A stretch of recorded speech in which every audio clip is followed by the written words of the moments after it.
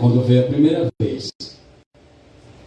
Nasceu um bebê de parte humana, né? Nasceu um bebê de parte humana. Não veio com glória, para que pudesse ter a sua manifestação totalmente natural. Né?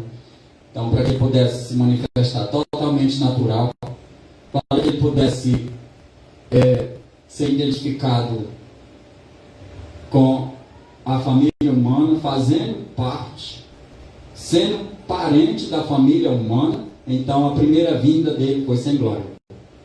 Para que então pudesse ser para nós uma grande luz de instrução, de direção, de esperança e de vitória. Então ele veio totalmente comum, como nós não temos glória, também ele veio a primeira vez assim.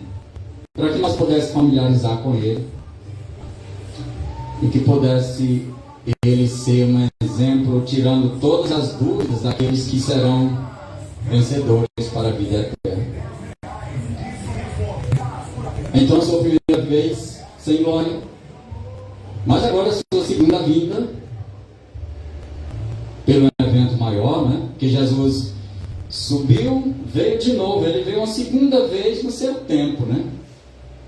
Também se manifestou sem glória de novo, porque Jesus veio outra vez e ficou com seus discípulos aí basicamente 40 dias de instrução e consolação. Basicamente, agora com glória ele está vindo na última história desse mundo, para não vem mais lutar para preparar, agora ele vem buscar quem está preparado, né? Então estamos aí, vamos ver essa parte tão maravilhosa dele com a sua glória. No Monte Sinai nós vimos aí uma boa aparência do que seria essa glória, né? O Monte Sinai, ele veio trazendo já uma grande potência da sua glória. Mas cremos, pelo que está escrito, que agora, no final de toda a história, ainda vem com mais glória ainda. Vem bem maior sua glória, né? Mas lá no Monte Sinai também, ele veio com um grande poder, a fim de que todas as nações, todos os presentes ali pudessem entender que ali era o Deus Criador do universo e da terra. Então ele trouxe o poder superior a toda a divindade que era conhecida nas nações na época, né? Ele veio ali para não deixar dúvida que ele era o Criador do céu e da terra. Então, o Monte Sinai também recebeu grandeza da glória do Senhor. Mas agora ele vem com bem maior, né? Maior glória. O Monte Sinai diz que ele tremia e estremecia, né? Com a descida do Senhor. E ele também presenciou parte da sua glória que foi invertida em fogo, né? Diz que o monte fumegava, né? Saía aquele tuchão de fogo, de fumaça, né? Porque tinha fogo ali. E a glória do Senhor foi tão maravilhosa que Moisés fez parte dessa glória, que quando ele voltou, o povo não podia resistir, mesmo fez parte de Moisés, né? Mas agora é bem maior. Vejamos primeiro. Essa é basicamente uma base como seria, né? Aqui era uma parte bem fraquinha. Essa ilustração feita de humanos, né? Fica a ilustração aí. Mas a glória dele vai vir trabalhando todo assim. A terra toda vai ser iluminada com a glória celestial. Então, agora o Senhor vem nos adverte aí no livro de Amós, capítulo 4, verso 12. E ele traz aí um alerta para todos os espirituais, né? Israel em parte física e o Israel em parte espiritual. O Senhor vem e desperta todo mundo com essas palavras aí, né? Portanto, assim te farei, ó Israel, Senhor vai fazer por todo Israel, né? E porque isso te farei, o Senhor está alertando todo Israel, tanto em parte material, né, como em parte física, como os espirituais, porque todos nós somos Israel, né? E o Senhor vem e traz um alerta para todos. Portanto, assim te farei, ó Israel. E por que isso te farei? Necessário, Senhor, venha, né? Ele tem que acontecer isso da parte dele, precisa vir. Porque se ele não viesse, então nós não teríamos esperança nenhuma. Então, o Senhor está cumprindo a sua promessa, porque está lá em João 14, ele pede para nós não ficar desanimados nem perturbados, porque ele vai vir. E quando ele vier, já deixou o preparo para quando nós subir, né? Lá já está o preparo de toda a habitação que vai ser no céu. Mas para isso, ele disse: e porque isso te farei, ó Israel, prepara-te, ó Israel, para te encontrares com teu Deus. Então o Senhor vai vir buscar o seu povo, mas para isso ele deixa um alerta bem claro para nós, né? Prepara-te. Porque quem não estiver preparado não vai. Para poder encontrar com o Senhor. Porque muitas vezes a gente fica dizendo: tomara que o Senhor já venha, né? Tomara que o Senhor venha logo. Às vezes a gente se encontra pensando assim, né? Mas tem aí algo especial acima do que nós podemos dizer que ele já vem logo. O algo especial é esse aí, que nós nos preparemos para encontrar com o nosso Deus. Observe que é uma coisa altamente especial. O reino de Deus começa na nossa fé, né? A Bíblia diz, tem parte que a Bíblia diz que o reino de Deus está dentro de nós, né? Então, o reino de Deus começa na nossa fé, na nossa parte de crer, no nosso arrependimento e na nossa continuidade com Ele, né? Para isso, Ele vem para nos preparar. O reino de Deus está dentro de nós porque é um domínio que Ele tem que ter esse domínio da parte dele em nós. Todo reino, ele tem os seus direitos de dominar, né? Não existe rei sem direito de domínio. Todo rei é para dominar. Por isso, quando o reino de Deus está dentro de nós, é porque ele precisa nos dirigir, nos dominar, para poder nós estarmos prontos para ele chegar. O apóstolo Paulo que teve essa experiência, né? E Paulo diz: esse viver que agora eu tenho, não é eu mais que vivo, mas é Cristo que reina em mim, que vive em mim. E assim tem que ser cada um de nós, né? Para poder nós nos encontrar com Ele e dizer: este é o Deus que nós estamos esperando, né? E agora nos alegremos, porque Ele vai me encontrar com as duas fundamentos. Duas classes estarão aí. Só que uma classe não vai sentir graça nenhuma de encontrar com Ele, né? Vai ter uma classe que vai caçar as montanhas para esconder eles. Por quê? Porque eles não se prepararam. Por isso que o Senhor apela para Israel e diz: porque isso te farei. Farei a minha volta para poder levar vocês, né? Porque foi uma promessa. É a bem-aventurança de todo que crê, é que Ele venha para encontrar com nós e nós com Ele. Mas para isso o Senhor diz: então agora prepara-te, ó Israel, porque vocês vão encontrar com o Deus Criador do céu e da terra. Aí diz também a Bíblia assim: porque você deseja o dia do Senhor, é dia de treva e não de luz. Para uns é treva e para outros é luz. É verdade. A Sim. vida do ser humano, tudo enquanto tem que ter um preparo, né? Para você fazer uma faculdade, você tem que se preparar a estudar. Ter uma carteira de polícia, fazer um curso, né? Esse é o material. Agora o espiritual, Deus está pedindo nós é o espiritual, né? Esse é o essencial da vida do ser humano como cristão, né? É um preparo para morar com Cristo na eternidade. Né? É verdade. Irmão, se a gente pede a volta de Jesus logo e não está preparado, nós estamos pedindo condenação para nós mesmos. Com certeza. Sim, é. Né? Senhor Jesus, volte logo, mas eu não estou preparado, eu estou pedindo a condenação para mim. Então eu tenho que se preparar. Né? Verdade. A única esperança nossa é estar preparado. Mas também, a gente, o que está escrito na Bíblia. As pessoas que não se prepararam é porque não quiseram, porque eu nunca vi uma coisa tão explicada, tão repetida, que Cristo disse, isso é assim, assim, assim. Não, é assim, é assim. Só não entende mesmo quem tiver louco. Porque as coisas da Bíblia vão dizer. As coisas de Deus é altamente clara, né? Deus não deixa dúvida no coração de ninguém.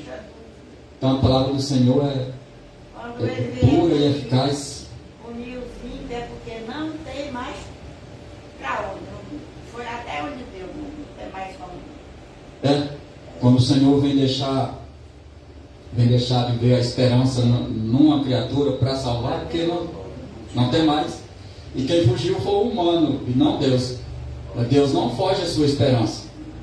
A esperança de Deus, se tem 100 anos, Deus vai 100 anos de esperança com a criatura para salvar ele. Agora, quando aquele por tudo não aceita, então o Senhor deixa. Procura as veredas antigas, ele diz, não quer andar. Sabe o quê? Verdade. Próximo. Os que aguardam a vinda do esposo devem dizer ao povo. Então aí, os que estão aguardando são os da fé, né? Que está aguardando a vinda desse esposo. É nosso dever dizer para o povo. Dizer o quê? Eis aqui está o vosso Deus. Maravilhoso, né? É o livro de Isaías 40, verso 9. Então nós que estamos aguardando a vinda do esposo, nós devemos alertar o povo, nós temos que servir de exemplo, de luz, de tempero até, porque nós somos o sal da terra. Nós temos que servir de tempero para a fé de todos os que se encontrarem necessitados de um preparo completo, né? Então Deus tem um povo que ele serve de tempero para socorrer aqueles que estão desregulados, né?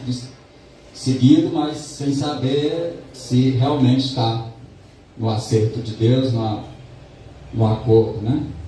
Eu já achei um texto da senhora Duarte dizendo, não sei qual foi o livro. E as pessoas para ajudar os outros é fácil. Para ajudar, dar uma cesta, dar um dinheiro, dar uma ajuda. Mas para ir pregar o evangelho é o mais difícil. Porque o principal é para ir levar a mensagem às pessoas. De casa em casa. É o dever de todos nós. E cadê a gente vai? É o dever de toda criatura. Nós nascemos no reino do Senhor com esse dever. Exatamente. Então nós temos que apresentar para o povo, eis aí está o vosso Deus. Ou seja, nós temos que levar a esperança de que Ele há de vir, desde agora, e o Senhor vai cobrar de cada um de nós as oportunidades. Nós temos que estar de vista nas oportunidades, que ela vai assumir essa alerta aí, né? Eis aqui está o vosso Deus. Isso nós dizemos isso desde o começo, né? Porque quando nós vamos começar a fé de uma criatura, né? Vamos começando levando a palavra desse Deus, apresentando Ele que criou os céus e a terra, o Deus que está acima de todos a crença de outras divindades pagãs. Temos que apresentar Ele como o Deus que criou o universo e a terra, e apresentar Ele como o Deus que tem a sua graça, a sua misericórdia, mas tem a sua justiça também. É isso que vai temperar a fé daqueles que devem se preparar para encontrar com seu Deus. E a nossa responsabilidade é apresentar esse Deus que é Criador, é o Pai, é o Esposo, é o Sumo Sacerdote e o Salvador. Ele é tudo, né? Quando Jesus disse para Moisés, diga lá para Faraó, eu sou o que sou, que dizer que é para nós apresentar ele como Deus superior de tudo. E que é um superior com poder ilimitado. Existem muitos superiores, mas é com poder medido, né? Jesus não, ele é o superior com poder ilimitado. Não tem limite o seu poder, a sua existência, a sua criação e a sua manutenção. E nós agora devemos apresentar ele como a única esperança para o mundo de trevas, né? Próximo. Porque eis aqui o que forma os montes e cria o vento, e declara ao homem qual seja o seu pensamento. Aí nós temos que apresentar o Deus que criou, que formou, que mandou, e logo tudo apareceu. Coisa maravilhosa, né? O Senhor só mandou as coisas aparecerem. E isso foi acontecendo. Tem parte lá de Provérbio que diz que o Senhor fez a medida da terra, né? Deus é um arquiteto que parte, ele ordena com a sua palavra, parte ele faz o planejamento, né? Ali na criação, no Provérbio capítulo 8, lá mostra como Deus sendo um eterno engenheiro que faz a planta da criação. E permitiu que o filho criasse a planta que ele formou, né? Olha, filho, a medida do céu é esse aqui. O peso da terra é esse aqui. A quantidade da água é essa aqui. E assim o privilégio do Filho criou tudo, né? Diz que sem Jesus nada do que foi feito teria sido. Mas ele criou tudo, né? O Pai fez o plano, fez o projeto e entregou o poder na mão do Filho para criar. E foi ele que criou os montes, criou o vento e declara ao homem qual seja o seu pensamento. Então, o Senhor declara para o homem muito parte do pensamento do próprio Deus, e o Senhor Deus conhece todo o pensamento do homem. O que fez da manhã trevas e pisa os altos da terra. Aqui está dizendo que o Senhor faz como Ele quer, né? Porque amanhã vira trevas e pisa os altos da terra. O Senhor, o Deus dos exércitos, é o seu nome. Importante a gente ver essa parte aí, que o Senhor, Deus dos exércitos, é o seu nome, porque tem muitos aí detalhando que o nome do Senhor tem que ser somente aquelas letras lá. E Deus está querendo dizer que o nome dele inclui todo o seu poder. Não tem limite a descrição do nome do Senhor, porque ele inclui com o seu caráter e o seu poder. É por isso que quando Moisés pediu lá, Moisés pediu foi o nome dele. E ele diz para ele que o eu sou me enviou a voz. E aqui ele está dizendo que o nome dele é Senhor dos Exércitos. Claro, porque o nome dele inclui o seu poder, inclui o seu caráter. Então, mas o poder de Deus, que a Bíblia diz que ele vai ajudar as pessoas, os trilhão, não é nem milhão de gente que tem no mundo, vai ajudar como se fosse só uma só criatura. Então, Deus tem a mente de bilhões de habitantes como se fosse uma mente só. Veja que ele é um Deus sobrenatural, né? Acima de todos os limites. Não tem limite a beleza do poder de Deus. Então, Aqui o Senhor que criou todas as coisas, que criou os montes, criou o vento, faz da manhã trevas, e que pisa os altos da terra, é o Senhor Deus dos exércitos, e é o seu nome. Amós capítulo 4, verso 13. É esse Deus maravilhoso que está vindo purificar os céus e a terra. É muito importante a gente notar que o Senhor vai fazer a purificação desde cima e vai vir até que purifica a terra embaixo. Que às vezes a gente podia imaginar, mas tem coisa para purificar lá no céu, lá para cima? Tem. Porque o pecado começou, foi lá, né? Então o pecado começou no céu. Tem contaminação que passou por lá. Agora o Senhor vai fazer uma expiação geral, né? Sim, haverá novo céu, nova terra. O que acontece? Os espaços acima tem anjos voando aí por grande área para cima, né? Anjos maus. Os anjos maus estão voando aí. Anjos maus desceram desde a habitação do Todo-Poderoso. E o Senhor vai fazer uma purificação geral daí. Eu pensava que quando falar de purificar o céu, eu pensava que era um homem que pisava, né, no espaço. Não, vai purificar desde as alturas. Porque o pecado começou lá. Então o pecado passou no universo descendo para baixo. Basicamente a terra, pelo visto, é a que fica um tanto bem mais baixo, né? E então o pecado desceu contaminando. E os anjos maus continuam voando por grande altura, contaminando também. Fábricas jogam contaminação, aviões, tanta coisa. Bombardeio de guerra, sobe lá um monte de contaminação. Então o Senhor vai criar um novo céu todo puro, né? E ele descerá com grande fogo consumidor, né? Que ele vai usar o fogo como instrumento de purificação também. E aí vem até que purificar a terra, né? E eu? Lá em Jó fala que tem que dizer dessa população, porque quando os filhos de Deus foram visitar o Senhor, lá Satanás estava no meio dele, né? Ou seja, não quer dizer que ele odiava, só que os outros mundo ele não entrou, né? Só que ele foi permitido entrar. Então quer dizer que lá onde ele pisou, está tudo contaminado. Está contaminado. Mesmo que ele não voltou mais para o céu dos céus, mas tem boa altura que ele está ainda contaminado.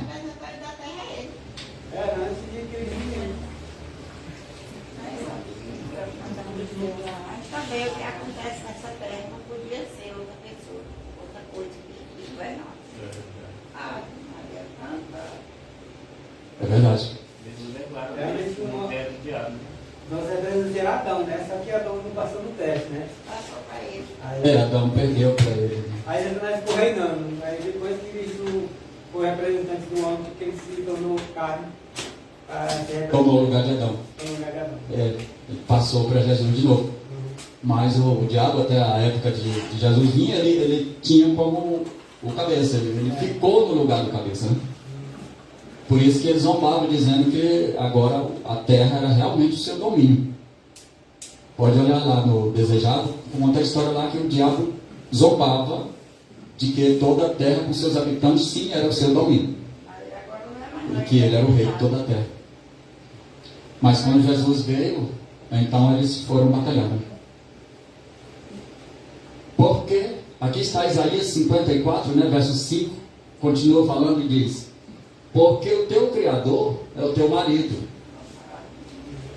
O Senhor dos Exércitos é o seu nome. É engraçado isso, né?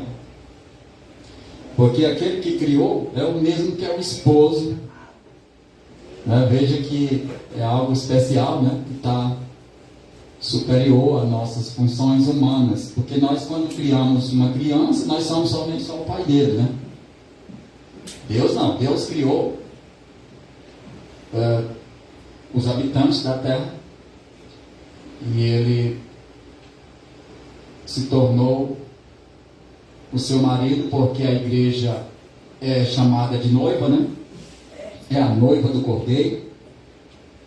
Por que a igreja é chamada de noiva? Veja que os símbolos eles têm que se ajustarem. Por que noiva? Noiva é porque tem uma intimidade afinada com o seu, com o seu representante, o seu pretendente. Obrigado. Tem que ter uma afinidade de intimidade. Observe por que a palavra noiva e por que ele compara como noiva. Tem que ter uma afinidade de entendimento, de comunhão, de acordo, até que seja lícito e aprovado uma aliança. Não é assim que Jesus faz com nós? Nós temos que ter uma afinidade de conhecimento, de comunhão, de intimidade, até que chegue a aprovação de ser posta a aliança. Então, por isso que a igreja é comparada como noiva. Ela tem que crescer em intimidade e aprovar que o amor é verdadeiro, até que seja digno de ser posto uma aliança. Por isso que é comparado como noivo. Porque o noivo, ser desconfiado da noiva, está difícil. Aí ele vai renovar tudo. Ou conserta, ou ele não vai aceitar. Então Jesus faz o mesmo com nós. Vamos na linha de transformação para receber o mesmo Espírito. E é por isso que quando há um casamento mesmo humano, aí o Senhor vai declarar: pois vocês são ossos dos mesmos ossos e carne da mesma carne. Tem que se tornar como se fosse o mesmo Espírito. E assim é. Só que aqui tem uma área mais especial, que é o mesmo Criador que se torna marido. Mas esse é o poder de Deus, né? Ele criou a sua própria noiva. E ele se torna marido dela. Ou seja, vai haver uma união para se tornar o mesmo Espírito. O Espírito de Jesus é o mesmo da sua noiva. A missão de Adão e Eva. Sim. Deus criou Adão e Eva também será de Adão, né? É de Adão. É parte dele. E se uniu com ele. Adão deu uma aparência daí, né? Simbolizando ali a igreja e o seu Criador. Isso. Glória a Deus. É uma aparência. Então, e o Santo de Israel? Aliás, ele é o Senhor dos Exércitos, que é o noivo e o marido, né? Porque o teu Criador é o teu marido. O Senhor dos Exércitos é o seu nome. É o Santo de Israel.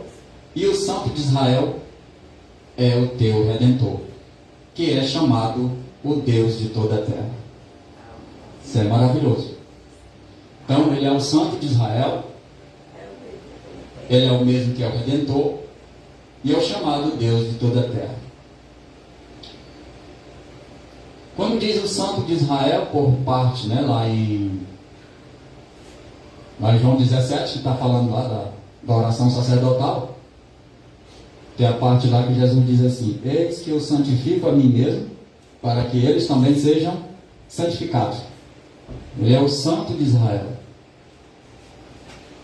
É aquele que é santo e ao mesmo tempo é o Redentor. Aquele que redime as nossas vidas, né, e nos salva. Ele é chamado o Deus de toda a terra. Quer dizer, ao mesmo tempo que ele é o Santo de Israel, que veio em carne, que é o Redentor, mas ao mesmo tempo ele é o mesmo Deus de toda a terra. Ele não deixou de ser Deus por tornar um humano e salvador. Mesmo assim é o Deus de toda a terra. É o mesmo Deus que virá em glória para nos buscar, né?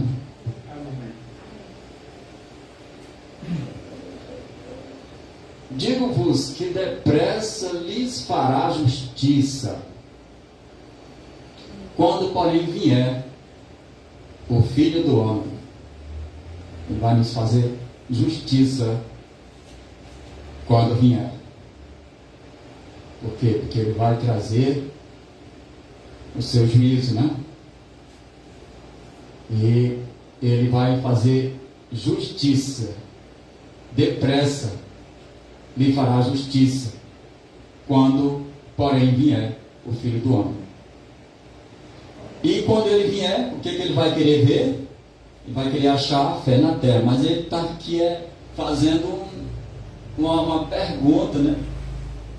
Porventura achará a fé na terra? Quer dizer que a fé quase não vai aparecer, né? Quando o Senhor vier, será que eu vou encontrar a fé na terra? Quer dizer que a fé está tão pouquinha no meio da multidão, que é como se não tivesse quase nada. Mas só um punhadinho aqueles que têm a verdadeira fé. Por quê? Porque essa daí é a fé que salva, né? E não é somente uma fé que cura uma doença, né? Não é somente uma fé que alcançou algo nessa terra. É uma fé que salva. A Bíblia diz que você multiplicar com a iniquidade, o amor esfriará do pastor, daí fica, cadê aquele arco? Exatamente. Então, essa fé vai dar só realmente um punhado, tão pouco, que o Senhor basicamente teve a dizer. Então eu não vou encontrar quase fé. Vai existir essa fé, porque ela vai estar num pequeno punhadinho, né, de pessoas. É o remanescente de todas as partes, né? Será um resto que vai se converter, como diz, né? Então aí está no livro de Lucas 18, verso 8. O Senhor vai fazer justiça porque Ele vai dividir o seu povo e vai mostrar o resultado de quem ficou, né? E vai dizer as bem-aventuranças de quem recebeu o seu Espírito. Então é aí onde muitos vão exclamar, dizendo: Senhor, mas nós não fazia tanta maravilha no Teu nome, né? É aí onde vai estar. O Senhor vai fazer a justiça aí. Porque muitos vão exclamar: Senhor, mas nós não profetizávamos em Teu nome. Em Teu nome nós não fizemos tantas maravilhas, nós não expulsávamos demônios. Aí o Senhor vai dizer: não, mas não era de mim, porque vocês praticavam a iniquidade. Então não era dele, não. A gente vê tanta coisa as pessoas dizendo que são feitas fazendo. E a pessoa fica assim, revoltada. As pessoas blasfemar o nome de Cristo desse jeito. Exatamente. Diz que é. Então o Senhor depressa vai fazer a sua justiça, porque muitos vão ficar clamando: ué, mas nós não vamos subir, não. E o Senhor disse: olha, eu tive sede, vocês não deram de beber. Eu tive fome, não me deram. Eu estava no hospital, não me acudiram, não me visitaram. E aí eles vão dizer: mas qual foi a vez que nós vimos o Senhor assim, que nós não te atendemos? O Senhor praticamente vai dizer: olha, o que vocês faltaram em fazer para os meus pequenos, que me adoravam, faltou para mim. Deixaram de me agir, de fazer o bem. Então depressa o Senhor vai passar um corretivo de justiça, mesmo ainda desde a terra. E para os seus ele vem dizer: vem, benditos de meu Pai, possui o reino que já estava preparado desde a fundação do mundo. Que sejamos essa fé, né, que possa ser uma fé, não somente uma fé de curar uma doença ou de expulsar um demônio, mas que seja uma fé que nos leve à salvação. A injustiça do mundo hoje, ela está igual àquele de Sodoma e Gomorra, né? Cristo não veio fazer essa justiça realmente porque na foto assinala ainda os seus, né? Os escolhidos, na foto alguns se decidiram, mas depois que decidir, a minha copa nos fala que já está feito, né? Então quer dizer que Cristo está às portas, né? Exatamente. Ele vai selar, né, o seu povo.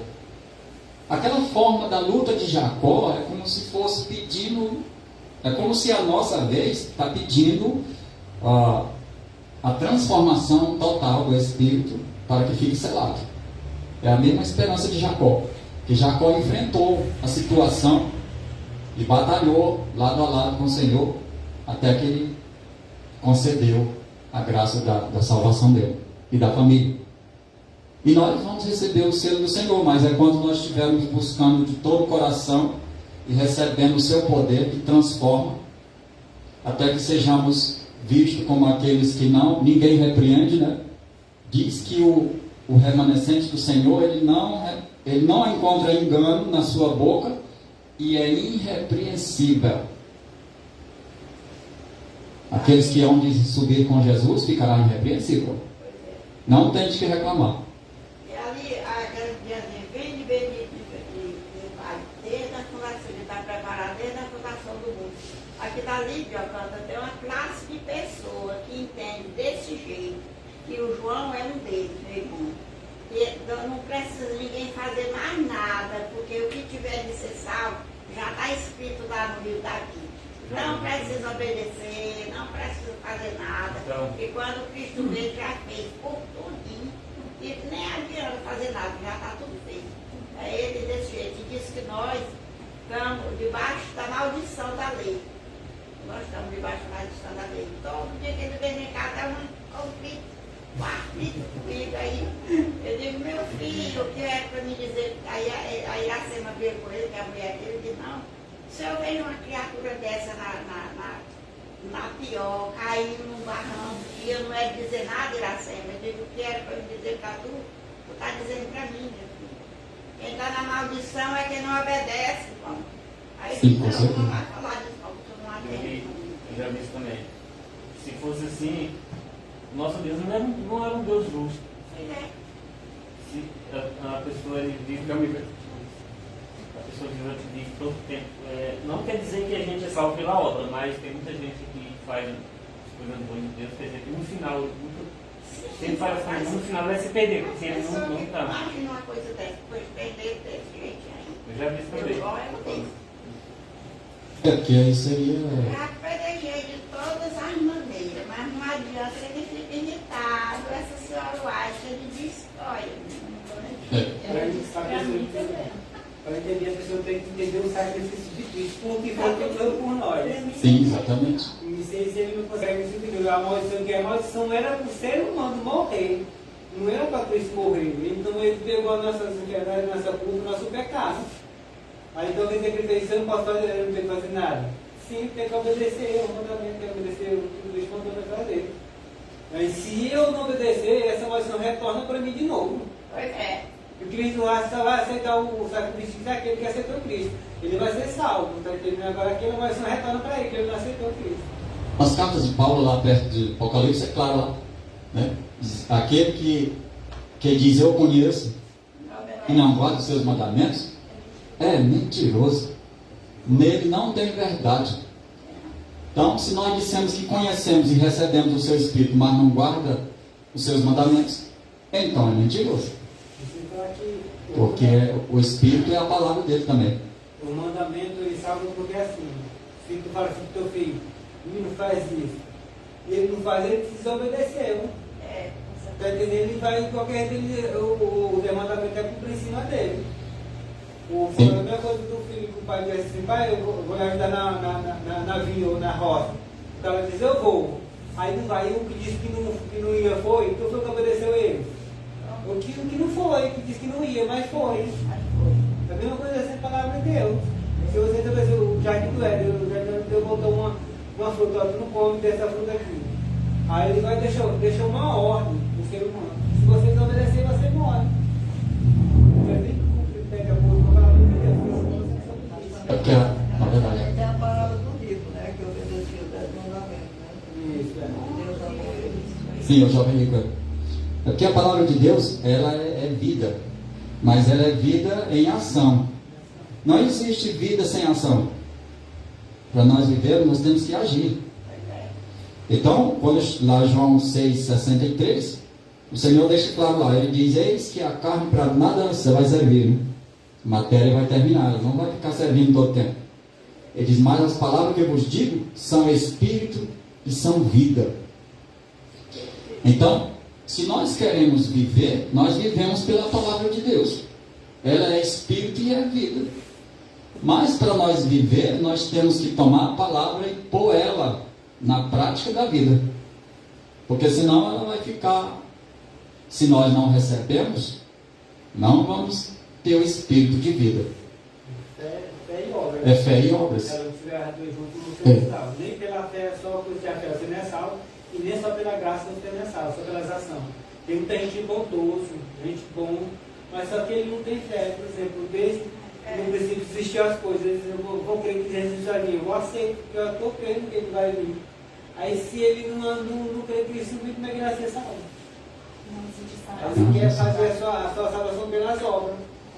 Ajudando outra pessoa boa, mas não vai ser salvo. Porque não tem a fé. Pode dar o que tiver tudo para os pobres. Mas a justiça própria. Aqui a justiça própria. Então aquilo que é nosso próprio, isso tudo termina, não vai ter resultado para nada. Porque o ser humano não tem a fonte da eternidade. Por isso que o Satanás Pode mais está confundindo na mente da pessoa, porque existe muitas religiões. É para confundir a mente do ser humano. Hoje você vai pregar para a pessoa diz, rapaz, eu não vou não, porque a igreja do fulano, o pastor que faz isso, fez aquilo, ou seja, já Satanás, o Cristo prega, Satanás por trás apagando as coisas que Cristo prega, a verdade. Essa é a obra de Satanás. É obra de Satanás. Ele Isso é de religião, mas de Cristo é de Satanás. Eu já chego desde a senhora lá dizendo que ele sabe a fraqueza de cada um. Ele não vai tentar todo mundo só do jeito. Cada um é de uma maneira, porque ele sabe qual é a fraqueza daquele. Ninguém é que é fraco. Ele é até preciso. Exatamente. Então, tem pessoas que confundem, já falando um pouquinho do irmão, tem pessoas que confundem com o perdão e toda a salvação. O perdão é uma parte, né, do Senhor nos libertar do pecado, mas daí por diante eu tenho que cooperar para que o pecado não retorne. Ele liberta o pecado, mas nós temos que cooperar para que o pecado não volte de novo. Vai continuar manchando a alma. Né? Porque o Filho do Homem virá na glória de seu Pai, com os seus santos anjos. E então dará a cada um segundo suas obras. Então, o Filho do Homem virá na glória de seu Pai. Ele vai vir com a glória, com o poder que vem dele, né? Do Pai e do Filho. Porque ele precisa vir trazendo uma purificação geral da sua passagem. E isso é resolvido com a glória de Deus. Essa glória ela se transforma, como o Tessalonicenses fala, de um fogo consumidor, né? Tessalonicenses capítulo 5 diz que adiante do Senhor esbraveja uma grande tormenta, um fogo consumidor. Por quê? Porque ele vai passar, e ele vai passar em lugar que já vai ficando puro. Ele vai purificar a sua passagem. Então, aí mais na frente diz que ele desce uma torre de fogo, né? Que vem até purificar toda a terra. Então ele vem na glória de seu Pai. Se não tiver obra, o que é que tem acertado? Então, com a glória de seu Pai, com os seus santos anjos, e então dará a cada um segundo as suas obras. Aqui está, porque se as obras não foram aprovadas, então o Senhor vai dar, mas é a condenação. As obras não aprovadas, então o galardão é a condenação, destruição eterna. Mas o desejo do Senhor é que nossas obras se aprovem para uma salvação eterna. E isso ele deseja passar para a sua família, né? Então, o Senhor vai dar as duas bases, tudo é de conforme a obra. A obra era de destruição, então o Senhor vai destruir. A obra era de vida eterna, então o Senhor vai dar o toque da imortalidade e vai entrar na vida eterna. Por falta de aviso, foi pregação, galera, me chamaram, pai, é muita coisa. Então isso é maravilhoso. Cada um de nós devemos buscar o Senhor em espírito e em verdade. É como está lá em Romanos capítulo 8. Romanos capítulo 8 diz: nenhuma condenação há para os que estão em Cristo Jesus, que não andam segundo a carne, né, e segundo o Espírito. Porque a lei do Espírito de vida nos livrou da lei do pecado e da morte. Romanos capítulo 8, né, até os versos 3 e 4.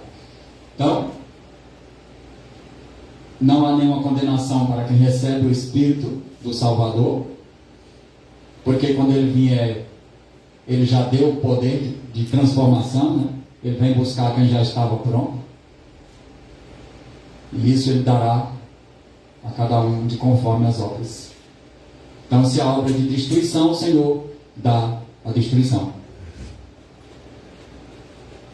Se o que ouvemos foi buscar o seu Espírito de vida eterna, então Ele nos faz entrar no reino de vida eterna. Então assim o Senhor vai proceder em cada um conforme o que eles plantaram. Nós temos que receber o que plantamos. Se nós plantamos a prosperidade do Santo Espírito de Deus, então Ele levará essa prosperidade para a eternidade. É, irmão. Aí se cumpre lá, cadê? Aí ele vem e aí o homem lá, seu irmão, disse que não precisa fazer nada, tá? Cadê as obras dele? Você não vai cobrar, cadê as obras que ele fez? Fica sem fazer nada. E toda coisa dele é Cristo, é a coroa de Cristo, é Cristo. Só o nome. Mas não obedece nada.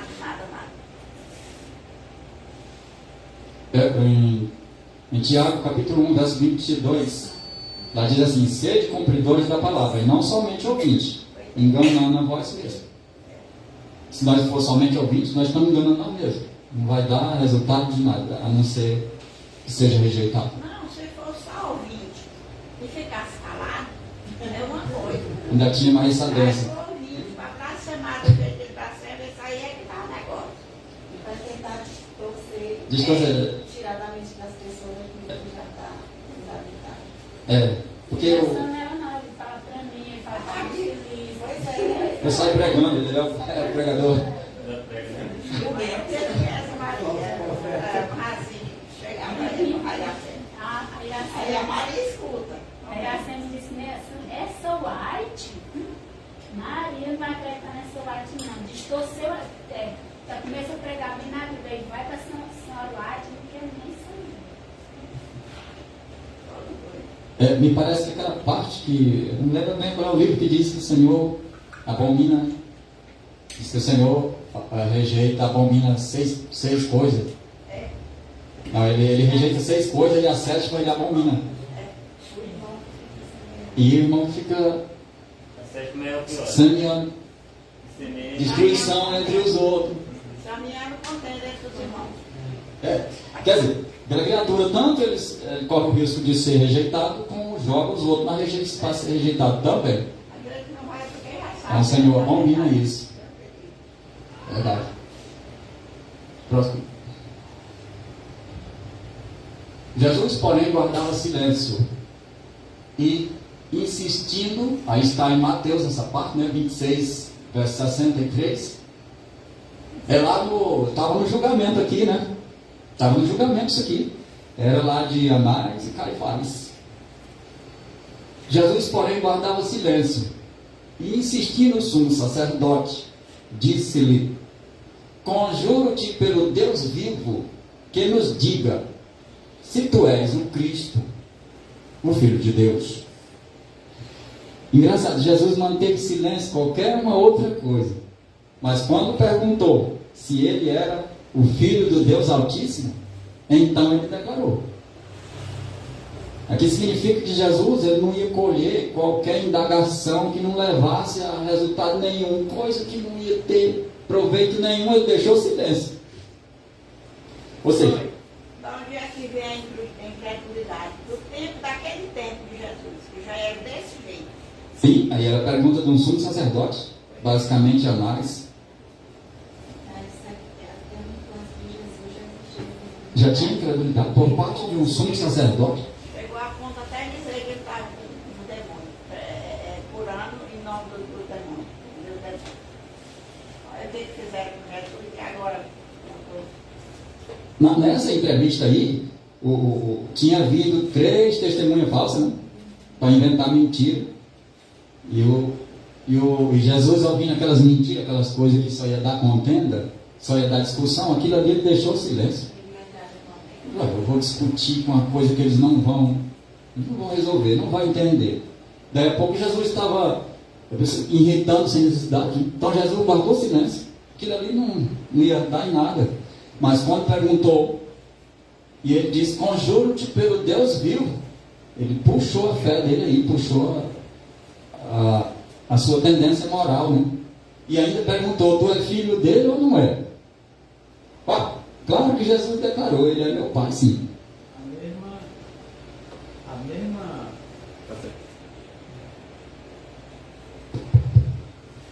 Essa indagação aí desse sumo sacerdote aí, é semelhante a o que Satanás fez com Cristo lá no deserto, ele estava jejuando, né, os 40 dias e 40 noites. O sumo sacerdote diz assim, conjuro-te pelo Deus vivo que nos diga se tu és o Cristo, o Filho de Deus. O que foi que Satanás disse? Se tu és Filho de Deus, manda que essas pedras transformem em pão. Então esse sumo sacerdote aí se colocou no mesma posição que Satanás. Ele duvidou de Cristo aí, né? A mesma coisa que Satanás disse lá, foi a mesma coisa que esse sumo sacerdote disse. Quer dizer, esse sumo sacerdote aí, ele está sendo usado pelo próprio demônio, pelo próprio Satanás, que atentou Cristo lá no deserto. Exatamente. Se Jesus é o Cristo, o Deus, ele é Deus. Ele precisa provar para alguém que ele é. Mesmo quando ele para Satanás, ele ia transformar aquela pedra em pão. Ele não ia, porque ele sabe quem ele é. Se prova não ninguém, Só para mostrar para ele. É a mesma coisa da pessoa entrar no caso do seu irmão. Eu fico só escutando o que ele fala, eu não vou entrar em contendo e tentar colocar a ideia na cabeça dele, porque ele não vai mudar. Aí só escutar e pronto, deixa ele falar. Verdade. Eu não sei se é as mesmas palavras que seguem desse mesmo texto, mas tem um texto que Jesus, quando ele indagou, ele disse, eu sou, e tu verás. Teve uma parte que Jesus declarou, não sei se é a emenda dele. Não, esse aqui, o 64 diz assim, ó, tu mesmo declaraste. Sim. Jesus disse, né? Tu mesmo declaraste, né? É tu que está dizendo, né? Exato. Esse aí é onde ele disse que eles veriam ele voltar, né? é. Ah, tá. Então, é a mesma coisa, né? Jesus respondeu que sim, né? E disse, tu verás o Filho do Homem vindo nas nuvens do céu com poder e grande glória. E então, direito do Todo-Poderoso. Então, Jesus tinha coisas que ele mantinha silêncio, né? Como eu disse aí. Jesus, porém, aguardava silêncio. Por que ele guardava silêncio? Tinha coisa que ele não achava que não compensava. Então essa parte ele mantinha silêncio. Isso aí não. Esse sumo sacerdote, Dá resultado não. esse sumo sacerdote é um dos que vai recitar numa ressurreição especial para ver Cristo voltando. Para ver ele voltar. Ele disse, olha, vocês vão ver o Filho, e vai ver o Filho do Homem vindo. Vendo nas nuvens do À céu. direita de Deus. Deus Todo-Poderoso. Então ele vai ter que ressuscitar para ver Cristo vindo. Ele não vai ressuscitar só na ressurreição dos perdidos, depois do milênio, não. Porque ele vai ver Cristo vindo. E para isso ele tem que fazer parte daquela ressurreição especial lá de Daniel 12, né? Daniel 12, que fala da ressurreição especial. E Apocalipse também. Basicamente, tem uma outra parte que declara que uma classe de pessoas também do mesmo espírito maligno vai ressuscitar também. Esses zombadores dessa época todinha. Eles vão ver. Os piores inimigos da verdade. Sim. Nero, por exemplo, que foi um homem muito mau. Cruel, desfeitor demais. Maltratou, matou os filhos dele. Sim. De Deus, muita gente. Então esses piores inimigos, esses vão Vai ver também. Eles vão ver também. E essas pessoas aí, o sumo sacerdote, ressuscitaram Cristo e vão ressuscitar. Morrer de novo, eles vão ressuscitar. É junto com o justo, é antes. É uma escolha. É a ressurreição especial. É porque é uma ressurreição à parte. Uhum. A parte. É a ressurreição especial. É antes do. Ressurreição especial. Do- Só para os vivos, né? Não, é Essa só os ressurreição especial só vai necessitar essa classe que matou Jesus, né? Os inimigos acérrimos da verdade e as pessoas que morreram da mensagem do terceiro anjo, de 1844 para cá. Essa é a ressurreição especial. Ela é antes da ressurreição geral. Eu pensei que era os sal, porque você recebe que é especial, né? Pensei que era justo um sal. Ah, Aí depois aí um sal. vai necessitar os salvos também. Claro que morreu na mensagem do terceiro anjo para cá, é um salvo, né? Só que eles vão ressuscitar para ver o acordo de paz também, né? Para ver Cristo vindo, né? Essa manifestação da glória de Cristo vindo. Esses que morreram na mensagem do terceiro anjo, de 1844 para cá, eles vão ter esse privilégio, né? Tipo a Senhora White, os pioneiros, né? Creio, né? Entendeu? Vão ressuscitar na especial. Na especial. Ressuscita eles, ressuscita os ímpios. E ressuscita esses ímpios que mataram Cristo, perseguiram os servos de Deus que pregaram a mensagem, a verdade, entendeu? Os acérrimos inimigos da verdade. Está lá no grande conflito. Mas aí, Socorro, eu acho que é já pertinho da ressurreição do justo. Sim, é bem próximo. Né? Os últimos acontecimentos, a Soraya diz que serão muito rápidos, né? Então, é uma associação de coisas, né? E de manifestação do poder de Deus e também da sua ira, né? Da sua justiça. Aí eles morrem de novo. Aí eles vão de novo. Aí ressuscita de novo Para ser queimado. para ser queimado. Vem a outra ressurreição. Que é quando eles se juntam tudinho, que é para lutar contra a cidade. Isso. Aí eles tornam-se ressuscitadores. Depois do milênio. Então eles vão ter duas ressurreições. Todos morrem duas vezes. E esses aí morrem três. Essa ressurreição especial, basicamente, é porque os santos, como diz que os santos ressuscitam primeiro, né? E eles também vão ressuscitar, mas os santos ressuscitam para salvar. E eles é só para ver Só para ver. o poder daquele que eles zombaram.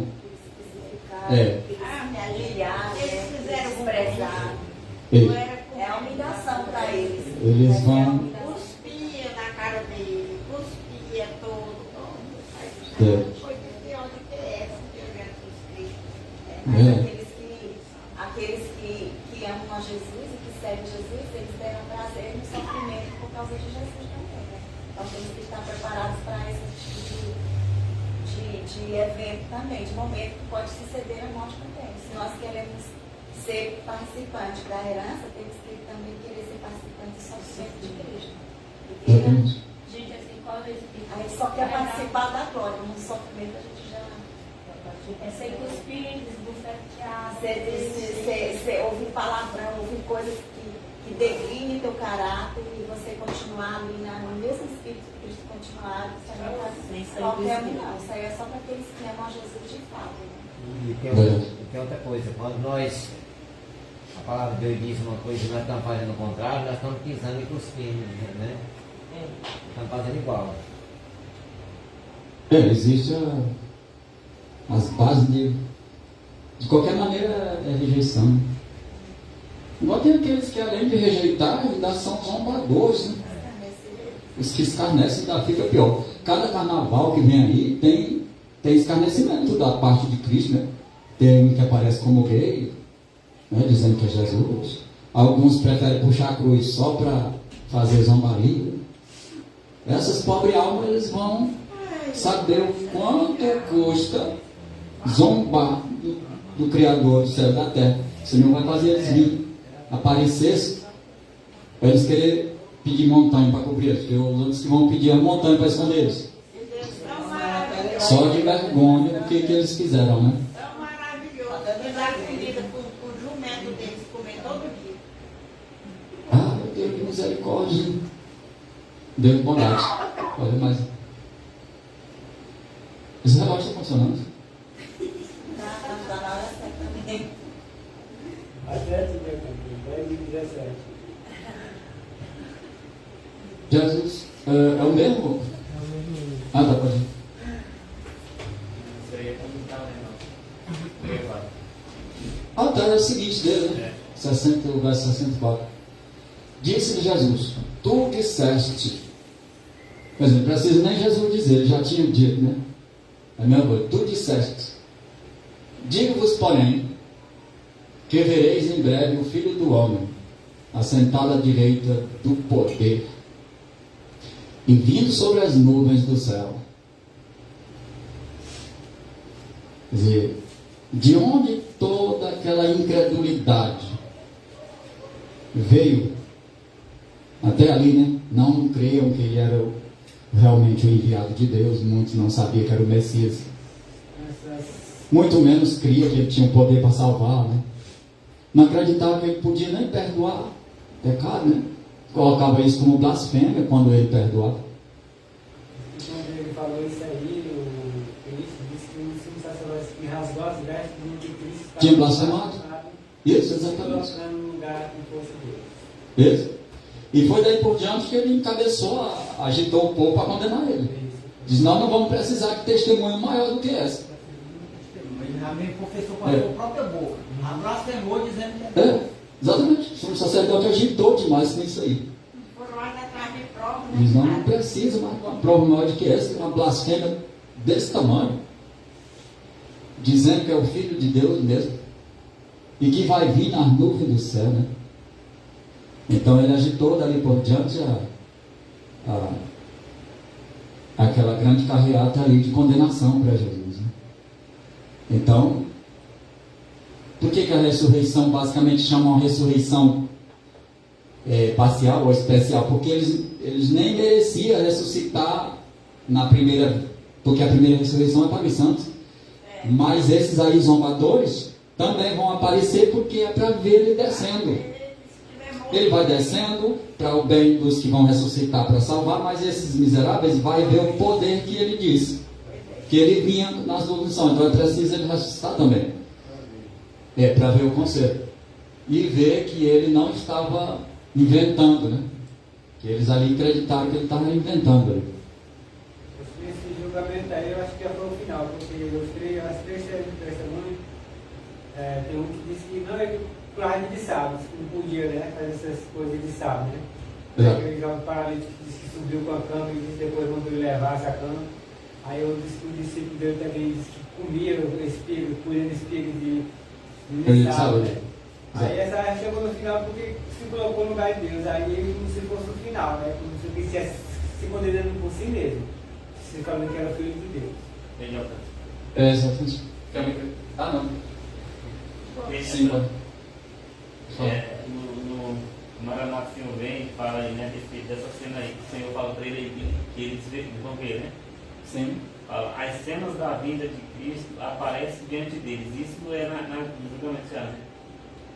Em toda a sua clareza. Tudo que ele fez, tudo que ele disse, a humilhação a que desceu para salvá-los da mancha do pecado, ergue-se diante deles para a condenação. O Senhor fala aí, né, que eles vão ver.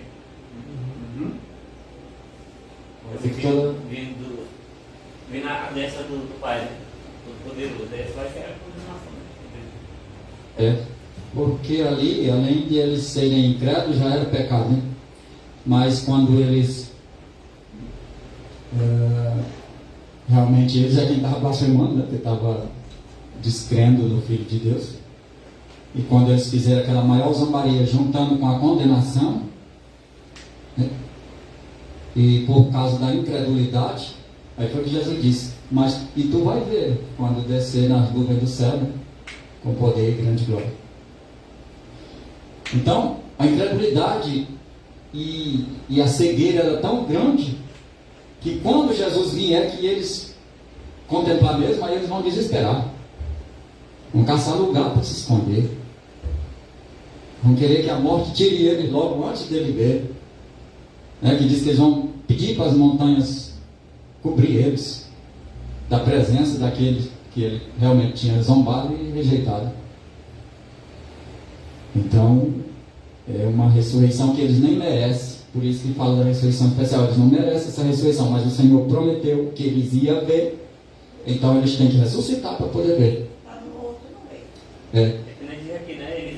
Se o vai ressuscitar ele, vai mostrar todas aquelas cenas para ele lá. Sim, a cena do Calvário toda. É tudo ali. Vai passar tudo como se tu estivesse assistindo aqui. Eles vão ver que dali aquela cena aqui. Diz que ele vai mostrar até quando ele expirou na cruz. Eles vão ver a cena todinha lá. E tem uma parte que ele lá no Desejar Todas as Nações que diz que eles vão tremer os joelhos, que vai bater os joelhos no outro, como se fosse uma coisa que fica batendo. febre. Diz que eles vão ficar tão apavorados, desesperados, que os joelhos vão ficar tremendo para bater uns nos outros. Uma pessoa vai botar a coroa de espinho na cabeça de outro. E vai bater com caniço. É só, pode ser a força de Satanás. Só como eles estão todos descritos nessa cena aí que o senhor vai vir, que é a infecção especial, todas as pessoas contaram. Sim, todos os amadores e altamente. Mas o rei era Beltesazar. Beltesazar, que era. Ela pega os utensílios da casa do Senhor se bebendo e zombando. Foi quando Deus escreveu. Eles seriam achados em falta, né? Mas o branco. A nuvem, ela começa um brilho lá. E aquele brilho vai crescendo. Vai crescendo e se ouve sons de trombetas, né? E aquele som de trombeta. Então, aquela nuvem vai aumentando. É um carro de nuvem. E todos os anjos lá, né? Basicamente a história conta que se ficar no céu é bem pouco anjo. Mas diz que virá basicamente com todos os anjos, né? Então, aqueles anjos vão cobrir a extensão, né? Uma grande extensão no céu. E é dito que eles vão passar entre aquelas 3 estrelas, né? A lei de Deus não foi mudada. Aí a marca é o sinal, a aliança que Deus fez do homem dele, agora vai ser exposto para todo mundo ver. Então eles vão lamentar, porque realmente é verdade, nós quebrantamos o sábado, aqueles líderes, aquelas autoridades que fizeram com que as pessoas desviassem o olhar desse princípio e até impediram essas pessoas de verem, de ouvirem a pregação a respeito do sábado. Todos eles se lamentarão, porque aí não tem mais como voltar atrás. Vai ser tarde demais. Né? Então, é lamentável, né? Aí os meus sábados servirá de sinal. Então, o sinal servirá de sinal, né? Ezequiel 20. Também voz. Não mostra que Cristo é revelado daí que é o Filho de Deus, né? Porque quando ele morreu, o céu ele ficou nuvem, ele escureceu as nuvens, né?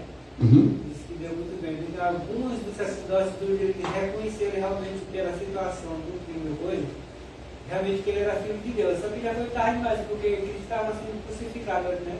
Ele morreu, tinha expirado já ali, né? Na escuridão, um bocado tempo. Sim, exatamente.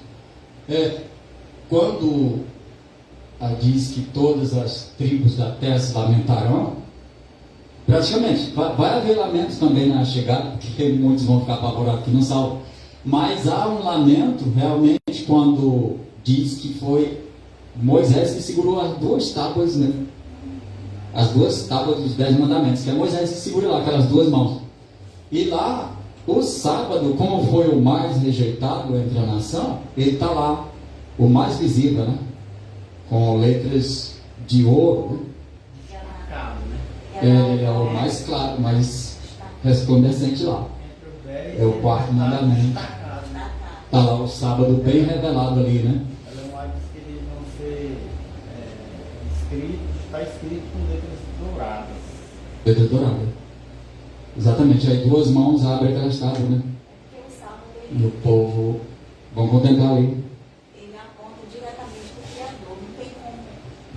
Eu explicava a uma pessoa que ela tem que guardar o sábado e parar de trabalhar durante a semana, sem antes eu apresentar o Criador do sábado. Primeiro elas têm que amar o Criador para se submeter à vontade desse Criador, que é guardar os seus mandamentos, e o sábado é o sinal de identificação de que ela pertence a esse Criador e precisa ser submissa a esse Criador, né? Esse Senhor de todas as coisas. Realmente o sábado foi a grande controvérsia no céu de Satanás, né? Que o reino dele disse que ele não ia ser um reino de, tipo assim, os deuses explorassem, os deuses obrigassem o pessoal a obedecer, né? E Satanás era o contrário, né? Diz que o reino dele ia ser liberado, hoje é o que está acontecendo mesmo, né? No mundo, né? O reino dele é tudo isso, o reino dele tudo liberado. funciona sempre igual, né? Mas ele sabe que o fim dessas pessoas que se obedecem causa do pecado, né? Exatamente. Essas pessoas que quando vão vir de Cristo desse jeito, eles ficam desse jeito, com medo, pedindo para cair as pedras, a rocha sobre ele. Será que é com medo? Será que é revoltado? Ou será que é arrependido? Porque eles não podem contemplar a glória de Deus. Exatamente. Já pensou só o meio-dia? Quem é que consegue olhar para ele? Não, jamais. Né? Acho que não tem arrependimento mais nesse tempo. Tem não, desse tempo ele não pode mais, ele não tem arrependimento mais. Eles não podem contemplar ele. O brilho é tão forte que eles. Porque a gente vê que hoje a pessoa, ninguém quer morrer. Né? Você está doente, você faz de tudo para escapar, para se livrar da morte. Mas nesse tempo aí, a angústia dele é tão, o desespero é tão grande que eles vão pedir a morte. Né? Exatamente. É porque eles não podem resistir. Sem falar que nesse tempo o Paulo diz que a morte vai ser presa. Né? A morte vai ser presa. Mas a morte é precisa, nós não resistimos à morte. Então eles vão falar isso para ele, porque não existe morte. Ele pode rezar para o pode treinar, mas não vai ser morto. Porque já estão condenados eles. Eles já estão condenados. Praticamente na ressurreição parcial ou especial, a morte já não está, porque eles vão pedir para morrer e não dá certo. Ele não vai morrer, a morte já foi tragada, né, porque o pecado já está decidido. Se bem que quando Cristo subir, aí eles morrem, porque eles vão ficar como cadáver. Mas é depois que o Cristo subir mesmo. Exatamente. Então, tragada foi a morte pela vitória, porque não tem mais trabalho para ela. Né? Então, aparecerá no céu o sinal do Filho do Homem, exatamente, é o sinal dele, né? Que está lá os 10 mandamentos, inclusive o sinal é o sábado, quarto mandamento. Todas as tribos vão se lamentar, porque tem uma parte lá que falando disso, diz que o Senhor vai abrir a mente de todo mundo. Ou seja, esse povo vai estar num sinal de arrependidos, um arrependimento tardio. E porque eles se colocaram como um sinal de arrependidos, o Senhor toma a parte e abre a mente deles, porque eles deram lugar, agora a mente é aberta. E eles vão se lamentar. Ellen White diz que Satanás. Ellen White, ela comenta, falando sobre essa questão aí, esse episódio aí, próximo da vinda de Cristo. Nesse tempo aí, ela diz que hoje Satanás colocou um véu satânico na mente das pessoas, na vista, para eles não enxergar os caminhos, para não enxergar a verdade. E nesse tempo aí, quando não tiver mais a oportunidade, ele vai tirar. Aí o pessoal não vê as coisas claras, mas aí, tarde demais, já não tem mais como eles se arrepender e se converter, porque nesse tempo aí a porta da graça já está fechada. Aí eles vão se lamentar. Por quê? Porque eles vão ver que estão perdidos, que eles transgrediram a lei de Deus, né? Que poderia guardar, mas como eles não aceitaram, a porta da graça se fechou e não tem mais salvação. É por isso que eles vão se lamentar. Bem aí. Só que não tem mais como eles se converter e voltar atrás. O grande conflito, na página 639, diz: desperta-se a memória, varre-se todas as mentes, as trevas da superstição e heresia, e os 10 preceitos divinos, breve, compreensivos e autorizados, apresentam-se à vista de todos os habitantes da terra. Pois essa hora Tirou o véu, É como nós temos aqui, ó. Eu estou vendo aqui, o que foi que eu fiz? Aí vai botar minha mente aqui. Pô. Aí tu fez tudo aqui. Aí como filme. Exatamente. Vai-se a memória, a memória vai ser limpa, né? Vai-se a memória, limpou a mente para ver. Ele tirou o véu. Tirou o véu, porque o diabo tinha posto, né? Então o Senhor tirou o véu para eles contemplarem. Aí é onde vem um grande lamento. Aí a gente tem que ver que Vão só se lamentar agora. Nessa época já quando a vinda de Cristo não tem mais a porta da graça tem se fechada, é onde o povo não se revoltar com seus pastores, Sim, exatamente. E vai dizer, nós não estamos salvos porque vocês tomaram o nosso tempo. Se desenrolar. Está lá, eventos finais, tem uma parte disso, né? E eles vão atacar, vão matar os pastores. Hoje a gente vai ver nas redes sociais, a gente vê nas rádios ucranianas assim, cara fala assim, os 10 mandamentos, também do sábado, é para tempo de Israel. A gente vai ler a Bíblia lá assim, é para o natural, é para o estrangeiro. Exatamente. O cara tem que ler, né? Por isso que o povo parece pouco de conhecimento. É verdade. Lá em Colossenses capítulo 2 está lá, né? O Senhor diz assim: eu vim trazer paz por de perto e de longe e derribar a parede de separação que faria isso, para que todos se tornem o mesmo espírito. Então todas as tribos vão se lamentar e verão o Filho do Homem. Então aí tem duas partes, né? Uma parte vê o sinal, que é do Filho do Homem, e depois vai ver o mesmo Filho do Homem vindo, né? É porque essa parte que aparece lá, os 10 preceitos de Jeová com a mão segurando lá, ela não é a parte que o Senhor já vai vir, não, assim, ela vem primeiro, vai aparecer no final. Aí que o povo vão voltar na mente, ver tudo que os pastores fizeram com ele, enganaram, o povo vão se revoltar contra eles. Aí, sim, é um caso à parte, né? É um caso à parte, não é. Jesus é mais à frente, na frente um pouco, aí é que eles vão ver ele descendo, né? Veja como. Agora, uma coisa que a gente fica muito assim: como é que o diabo consegue encantar as pessoas de tal maneira que não deixa ver? É prisão mesmo, né? É um aprisionamento mental, né? Não deixa ver.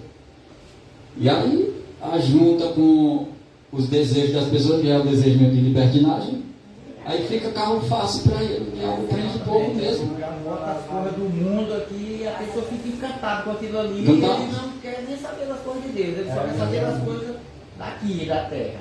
Encantado mesmo. Celebrar, né, que eles fazem, né? Ela vai celebrar. Ela vai celebrar? Porque isso ali é constante. Ele falando aqui, né? É constante. Aí pega prosperidade. Aí quem não quer prosperidade? O pastor não quer prosperidade. Aí vai. O povo está na mente ali, A nossa mente ficou com a herança de Eva, né? Que Eva só queria dali para maior, né? Eva achava que era de lá para mais alto. Iria ficar parecendo com Deus mesmo. E assim as nações ficam assim, eles vão querer prosperidade, mais prosperidade. Meninos Então, pequenos, estudando, as pessoas entrevistam. Aí ele diz, eu quero estudar e conseguir um bom emprego, porque eu quero ser alguém na vida. Desse tamanhozinho. Tudo desse jeito, uma ansiedade de coisa do futuro, coisa grande, coisa preciosa para o mundo. Não quero nem saber de Deus. Meu Deus do céu, como é que ele Mas como dizer? com dinheiro. Faz como dizer, quando a prosperidade é com Jesus, não tem pecado nela, né? Só que querem prosperar, mas é sem Jesus. Então, prejuízo é demais, né? Então, isso vai trazer uma grande lamentação, mas logo em seguida, também verão o Filho do Homem, quando ele já vai descendo, né? Vindo para resolver toda a situação, verão vindo sobre as nuvens do céu, com poder e grande glória. Aí vai lá o sumo sacerdote com a classe lá, vai ver ele, a palavra de Jesus toda viva, né? Ele diz que vinha com esse poder aí. Eles vão ter que ver. Vão contemplar o tanto que desfizeram, né, destrataram do Filho de Deus. Próximo. Até que Cristo apareça nas nuvens do céu, com poder e grande glória, os homens se perverterão no espírito. Ah, meu Deus, até que chegue esse tempo, né? Aí a terra vai só absorvendo perversão. Ou seja, tanto tempo dado, né? Mas aí quanto tempo é dado, mas aí que o povo se cai nas libertinagens e vaidades. Em vez de aproveitar o tempo, né? Eles fazem desperdiçar o tempo. Até que ele apareça nas nuvens do céu, com poder e grande glória, os homens se perverterão no espírito e se desviarão da verdade para as fábulas. É o que está acontecendo hoje, né? Sim. A mentira vem aí do carnaval, vem o final de ano do Natal, dia das mães, dia dos pais, aí tudo são fábulas. Pelo que o povo está chamando para atrair o povo. Exatamente. Só para ganhar dinheiro, isso aí. Um bando de feriados, né? Feriados e dias santos é toda coisa. Isso é incluído nas fábulas e o povo só quer saber daí. Porque isso aí não tem nenhum compromisso com a palavra de Deus. Você tem vizinho que passa por cima de tudo, que a semana toda, de um ano, quando chega no final do ano, Feliz Natal. Feliz Natal para a pessoa, ele não vai nem falar com a gente. Quer dizer que só tem um dia que é feliz, né? Só tem um dia de felicidade. Os outros tempos não tem comunhão. É triste. E aí tem sujeito que às vezes não vai nem muito bem com a mãe dele, com aquele problema, mas chega o dia da mãe. Aí aquela festa para minha mãe, né? Tudo são fábulas. Ou seja, coisa engenhosamente inventada, né? O único dia que nós deveremos guardar, que está escrito, é só o sábado. Só puramente. Fale isso mais alto. Esclarece mais alto. Na verdade, dia dos pais, dia das mães, dia do professor, dia do aluno, dia do índio, dia do pastor, dia desse, festa junina, tudo isso aí são invenções do homem. O único dia que nós devemos guardar, o único dia que está escrito na Bíblia, dizendo que nós devemos comemorar, é só o sábado. E passou disso aí, aniversário, tudo isso aí são datas, datas que, tipo assim, não tem nenhum problema você dizer, oi, eu estou completando mais um ano de vida e tal, mas esse negócio de troca de presente, não, vamos dar um presente aqui, vamos comemorar aqui com um bolo, com bebida, com essas coisas, tudo isso aí são costumes pagãos, isso aí. Agora, se no dia que você completou um ano, se você quer fazer um culto de ação de graça, tudo bem, porque aí toda honra e toda glória tem que ser dada para Deus e não para nós, né? Toda honra e toda glória tem que ser dada para o Senhor. Ele é digno de toda honra, porque se nós estamos completando mais um ano, o homenageado não deve ser nós, é Deus, porque é Ele que nos concedeu mais esse ano de vida, né? A nossas vidas está nas mãos dele, então toda honra e toda glória seja dada para o Senhor. Aí se completar um ano e fizer um culto de ação de graça, se tiver bolo, tiver comida, já saiu da rota. Eu já fiz muito, mas o irmão alertou um dia dele, eu não faço mais. Porque eu pensei que não tinha nada, mas tem. Eu não faço mais. A senhora Marta disse que o respeito de aniversário diz que o certo não é aquele que você pega para fazer, assim, ajudar alguém, né? Fazer uma cesta básica que eles já tivessem, mas não, inclusive, uma forma para ganhar presente. Não, porque é uma gratidão, porque você tem uma ruma de vida, você vai agradecer daquela gratidão. Se você estiver bem financeiramente, você ajudar os pobres, aos necessitados. É verdade. E se todo mundo botasse todos esses valores desses feriados para o 7º dia, eles seriam muito mais bem abençoados.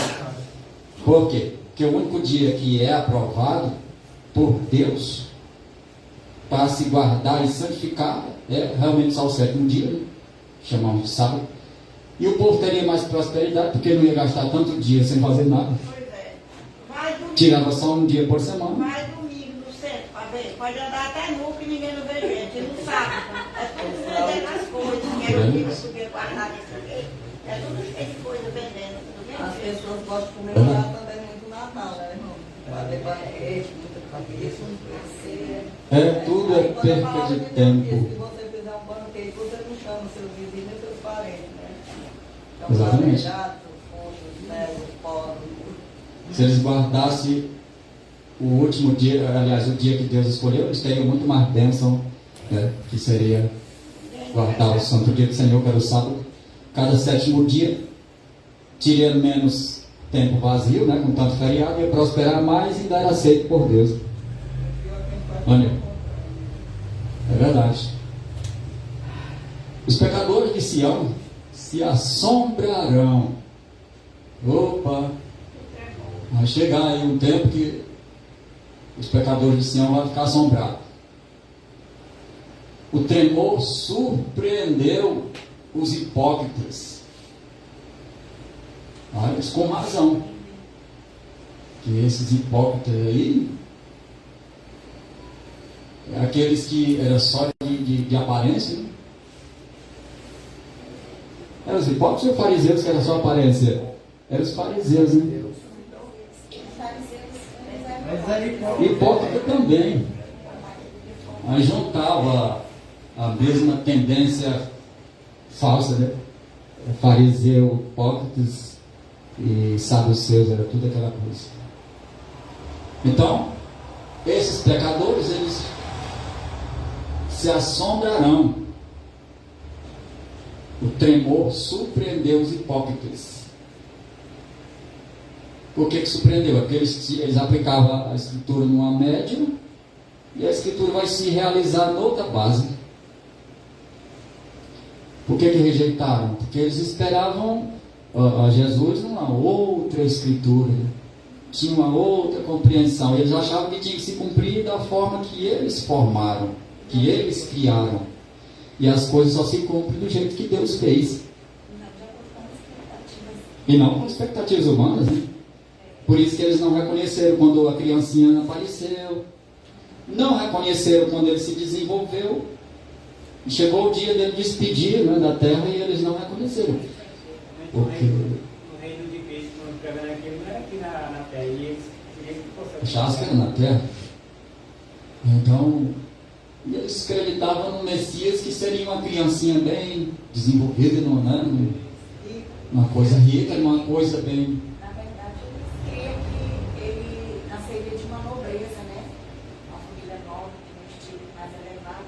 Sim. E ao contrário das expectativas deles, Cristo veio de uma família humilde, nasceu num lugar que nem um pobre mais pobre que seja, vai permitir que seu filho nasça naquela condição, colocá-lo dentro de uma manjedoura, né?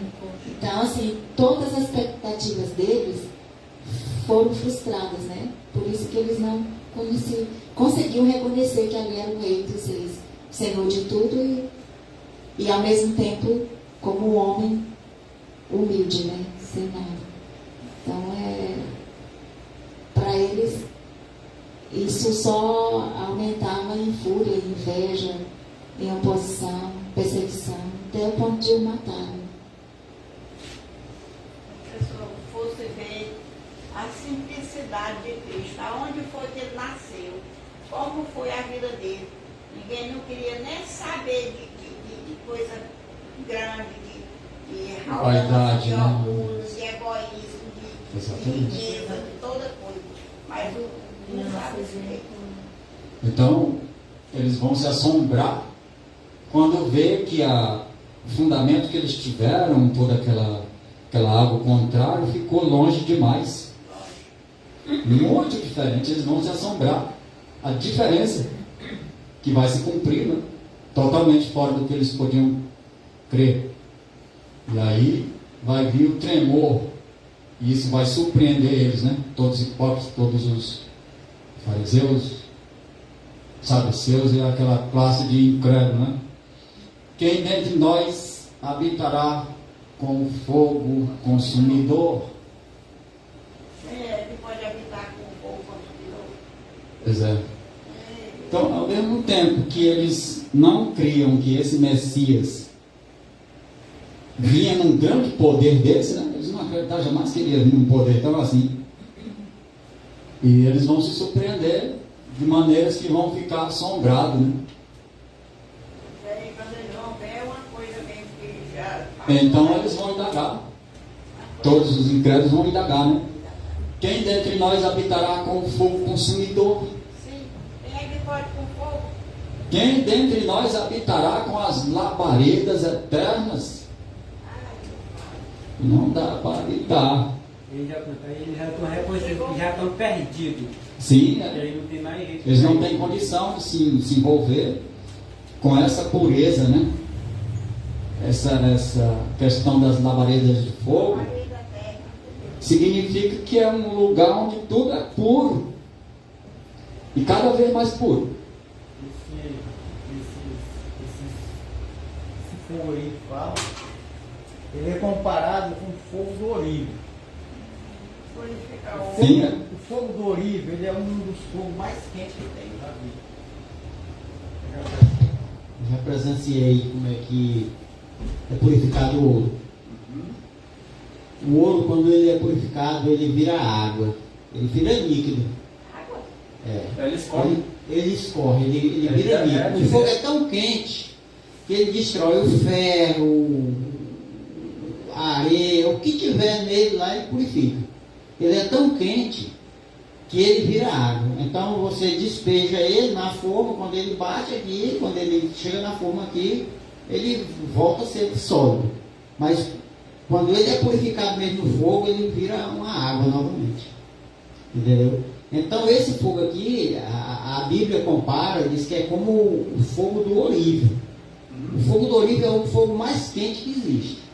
Porque é o fogo do oxigênio. O fogo do oxigênio é o fogo mais quente que existe. E é comparado a esse fogo aí. Que Cristo, ele é um fogo consumidor. Mas ele é um fogo consumidor para quem? Para o pecado. Nesse tempo aí, quem tiver um pecado, não vai exportar, vai ser destruído. Né? Quem dentre nós habitará com as lavaredas de eterno? Somente aqueles que estiverem sem nenhum pecado. Porque se tiver com algum pecado, vai morrer. Na verdade, quando Cristo vier, ele vem destruir, não é o ser humano. Ele vem destruir o pecado. Só que o ser humano, o ser humano com o pecado, ele está tão entrelaçado. Não tem aquelas árvores que crescem e aquele cipó enrolado ali? Pois é. Aquilo ali, aquele enxerto de passarinho. Isso, aquele enxerto de passarinho, por exemplo, ele enrola, né? Trança a árvore. Trança a árvore. Quer dizer, aquilo ali, aquele enxerto de passarinho representa o pecado. Ele entrançou no ser humano, então Deus me destruiu o pecado. Como o ser humano está tão entrelaçado com o pecado, ele vai ser atingido juntamente com o pecado. Exatamente. O que queima matéria, queima outra. Isso. Queima tudo. Ele tem mais como separar, né? Não tem como separar. Exatamente. Eu lembrei da irmã Francisca, nós conversando antes sobre o arrebatamento. E nós dizendo que o arrebatamento que muitos se colocam aí está longe de ser, né? Porque o arrebatamento vem com a vinda de Jesus, que começa o arrebatamento porque Jesus veio. Só que o povo aplica um arrebatamento muito diferente. E aí depois, ela falando que, ele diz, irmão, então quer dizer que o fogo purificador da terra, ele purifica tudo, né? Onde estiver lá os 7 palmos, o fogo purifica tudo. Irmão, o fogo vai atrás onde tiver um osso de defunto, seja lá o que tiver sujo. E se o defunto morreu dentro de um poço, o fogo desce lá para dentro do poço. Vai purificar os ossos dele lá embaixo. Se morreu em garimpo, lá numa barranca de tantos metros, o fogo vai descer lá para purificar. Diz até que o fogo vai purificar a terra. as pessoas que morreram no mar, né?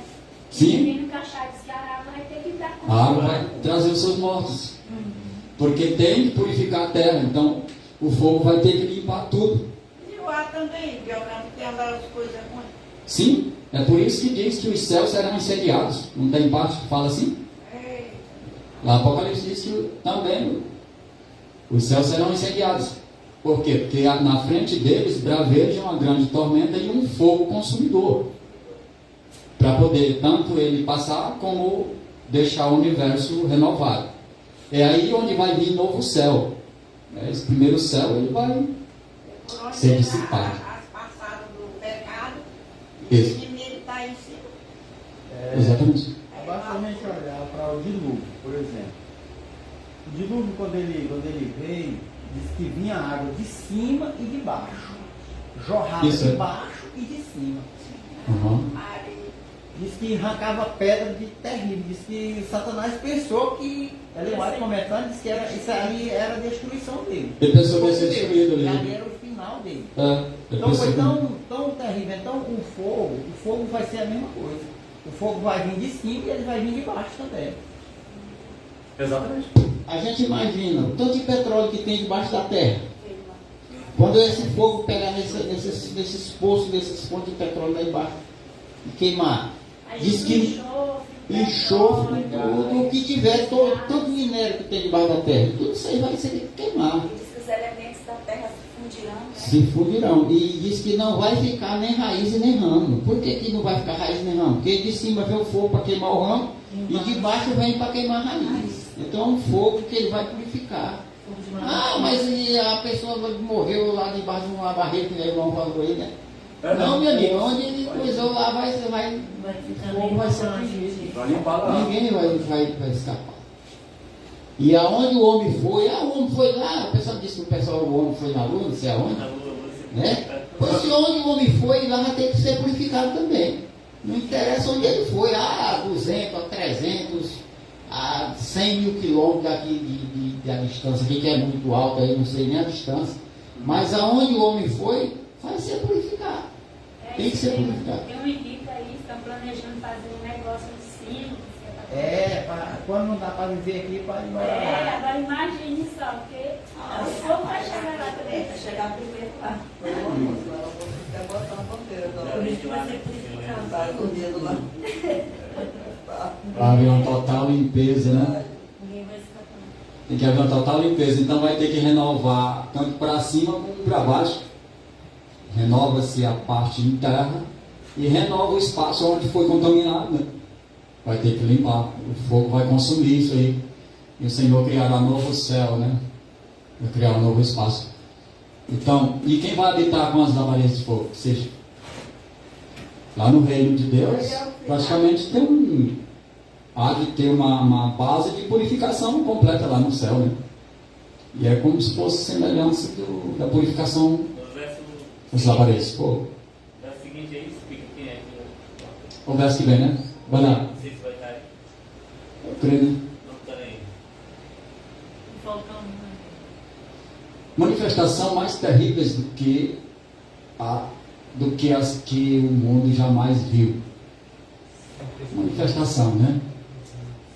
As mais terríveis que o mundo não viu até agora serão testemunhadas por ocasião do segundo advento de Cristo. Então vai haver muita manifestação, né? Terríveis que o mundo não sabia disso, né? Ele disse, quando ele deu a sua lei, a terra foi abalada. Mas aí ele disse que outra vez lá em Hebreus, abalaria não só a terra, Mas também abalaria os céus. Então, todo esse espaço cósmos, né? Depois do trono de Deus e até mesmo lá no céu, tudo vai ser abalado, porque lá no céu também vai ser purificado, né? Pelo fogo. Exatamente. Os poderes dos céus serão atingidos. Vão ser atingidos. Os poderes do céu. Pensando aqui hoje, quando está dando uma chuva e dá um trovão, né? O povo assim. Eita, meu Deus do céu. Naquele relâmpago, né?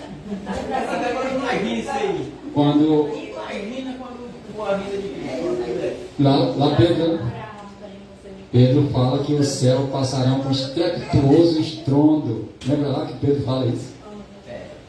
Que o céu passará com estrepitoso estrondo. Então vai haver tipo terremoto, né? Grande manifestação que o mundo não sabia disso. O mundo nunca tinha visto.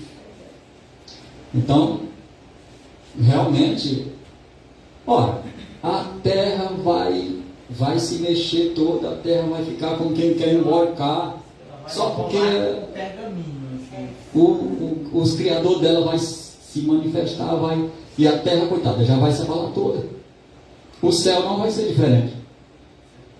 Por quê? Porque a terra vai ficar nessa convulsão, né? Como está lá em Isaías capítulo 24, está lá a lista lá do que a terra vai ficar, ela vai se convulsionar, porque ela vai ter que dar conta ela está como uma pessoa morta de vergonha, tem que dar conta do banho de sujeira, e o céu também está contaminado.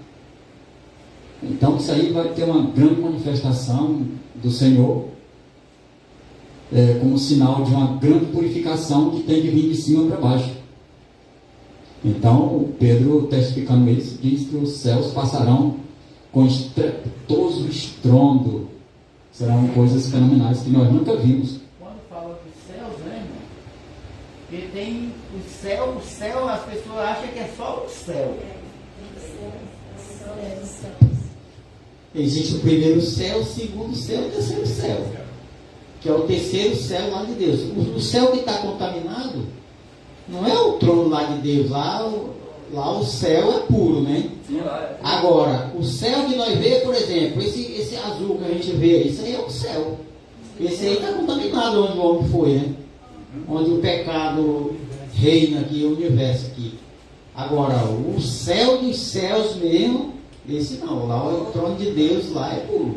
Mas não foi que o inimigo começou a... Foi dar? Aí o pior é que o inimigo estava também nas grandes alturas, né? Pior que o inimigo também esteve nas grandes alturas. Ah, pois é. Onde havia habitação dos anjos, né? Grande parte. Mas com certeza Só que a gente não tem assim uma explicação, né, de onde foi que aquele conflito lá, se foi realmente no trono, no último céu, ninguém sabe, né? Quando Cristo morreu, ele já fez a purificação de tentar no céu agora. Lá está purificado, que é o céu onde mesmo. Sim. E agora o segundo para cá não, ainda tem que ter purificação. Sim. E desse nosso aqui que é o primeiro, mas tem o do universo. Esse aqui é o nosso que é onde o povo. O que eu estou dizendo é assim, a gente não sabe realmente onde se deu, qual foi o céu que se deu essa rebelião de Satanás, né? Porque a gente não sabe se foi no céu dos céus, ou se foi no segundo céu lá. Eu sei que, com certeza, onde Cristo está hoje, com certeza, eu acredito que já deve ter feito a purificação. Então vai fazer a purificação desse céu aqui, nosso aqui, que a gente enxerga esse azul aí onde o homem foi, né? Com certeza ele vai ser purificado no final. Tem coisas que não foi revelado. Com certeza Não foi revelado, a gente não sabe. Com certeza o lado habital, né, o lado de habitações, é um pouco abaixo do prédio de Deus. É abaixo do Monte Sião, de lá para cá. O trono de Deus é guardado, com certeza. Jamais contaminação chegará lá, né? Eu acho que não foi o trono de Deus já não, porque Cristo não tinha sido revelado por Satanás. Depois que foi revelado, que teve ciúme, né? Que foi ser crucificado aqui na terra. Uhum. Então quer dizer que Satanás ele não tinha presença direta do Pai, não. Não tinha não. Do Pai, né? Não tinha não. Quer dizer, eu já vi uma parte, né? Não sei se foi no primeiro escrito ou era a verdade sobre os anjos, parece. Que diz que o anjo que mais entrava na glória, né? Era somente o Lúcifer. Ele entrava um pouco mais na frente dos outros. Mas isso, coisa pouca. Ele escutava Deus de longe. Não chegava perto da glória. Anjo nenhum faz isso, né? Eles também morrem sim. Então, é claro, lá onde a habitação do Deus Altíssimo, o pecado não pode chegar perto, não. O céu dito é uma certa base, né? Então, basicamente, onde estava o exército de anjos, com o seu capitão lá, né? Que digamos ser Satanás. Era parte bem afastada. O lado de Deus é guardado, né? Então, o processo de chamar céu é o espaço onde ocupa lá. O único que entrava nos propósitos de Deus, e foi quando foi para abraçar o plano da redenção, foi Jesus Cristo. Sim, foi só ele. Podia entrar nos. Ou seja, na palestra. Ela viu, disse que ele entrou, ele sumiu na glória. É por isso que a Bíblia fala do Deus invisível. Porque Jesus é Deus. As pessoas acham que quando Cristo vier, vem os três: o Pai, o Filho e o Espírito Santo, né? E eu falando um dia desse, pegando com um adventista, falando para ele que ninguém ia ver Deus, ele disse: não compensa nem a gente ser crente não, porque vai para o céu, não vai poder ver Deus. Eu disse: irmão, mas quando Filipe disse assim: Senhor, mostra-nos o Pai, isso nos basta. Jesus disse o quê? Filipe, há tanto tempo eu estou convosco, e tu diz: mostra-nos o Pai. Quem vê a mim vê o Pai, né? Sim, quer dizer, porque ele disse que não se conforma não, ele disse que se for para o céu e não vê Deus. Porque Deus ele é o Deus invisível. O Deus que foi revelado foi o Filho, Jesus Cristo. E ele é o representante da humanidade. Mas Deus, o Pai, diz que ele é o Espírito. E o Espírito, ninguém vê o Espírito. O Espírito é ninguém. Por exemplo, o vento, por exemplo, é comparado, né, o Espírito Santo é comparado com o vento. O vento ninguém vê ele. A gente sente. Só faz sentir, mas ninguém vê. Porque a gente pode ouvir a voz, né? Exatamente. O vento a gente escuta quando ele vem, né, aquele zoada dele, mas enxergar ele, visualizar ele, a gente não tem essa capacidade. É verdade. Basicamente, onde anjos contaminaram, ficou numa área à parte de Deus. Né? Dito que acima de Deus não existe mais nada. Né? Ele não existe mais nada depois dele. Então, a área dele é guardada. O anjo Lúcifer tinha lá sua habitação, mas lá, à parte. Porém, é chamado de céu porque é a mesma área, né? É uma mesma área. Então, ganha o nome de céu. O nosso lado também está o nome de céu, né? Mas, basicamente, é a terceira parte mais baixa, né? É o céu da... Aí tem o céu dos mundos e outros galáxias e outras coisas. Céu... Então, estamos fechando aí já, né? Põe mais uma cor. O momento chegou ali. Os montes tremem perante ele, e os outeiros se derretem, e a terra se levanta na sua presença.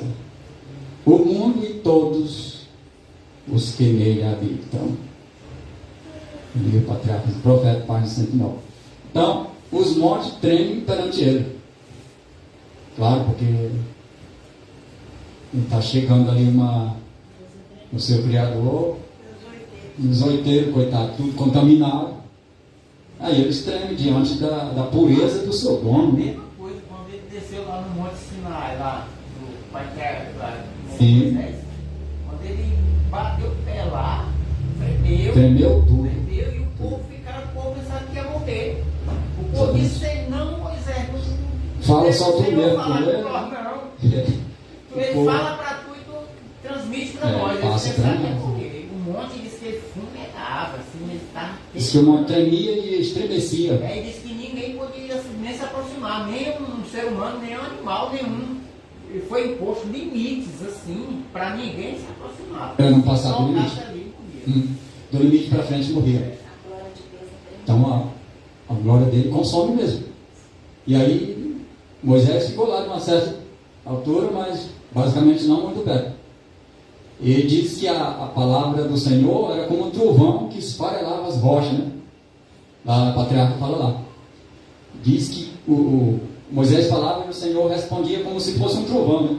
E diz que esfarelava as rochas, cada palavra dele. E Moisés ficou lá guardado também, no pavilhão do Senhor, senão ele ia morrer. É por isso que está escrito, né, que diz que Moisés ele é um tipo de Cristo.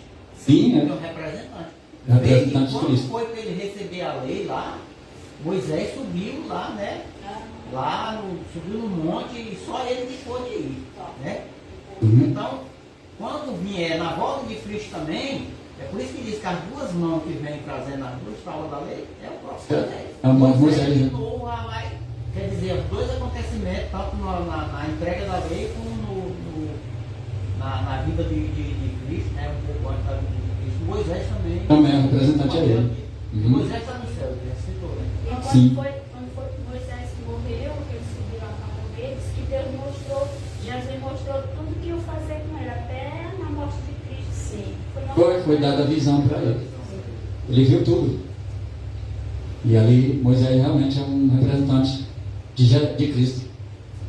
Foi o único que ficou para ver ali mais perto. E foi aquele que pôde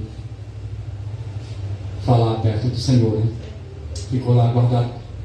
E o Senhor passou as suas instruções para ele. Então Moisés é um representante de Cristo na terra. Então o que nós temos aqui? É que a vinda do Senhor, né, a vinda de Jesus, ela é um dos maiores acontecimentos que a terra vai assistir, né? E que os pecadores vão poder ainda estar nessa vez, né, de ver a chegada dele. nos encontrar com um Deus de um poder ilimitado. Que nós nos preparemos, ó Israel, como se é a nossa fé, né? Porque vamos encontrar com o Criador do céu e da terra. Que Deus nos ajude, sejamos nós aqueles que possamos estar com o seu Espírito, a fim de que Ele possa nos aceitar, né? Possa fazer entrar no seu reino. Deus nos abençoe, nos guarde, nos dê o privilégio da vida eterna. Deus nos abençoe. Amém. Vamos orar então.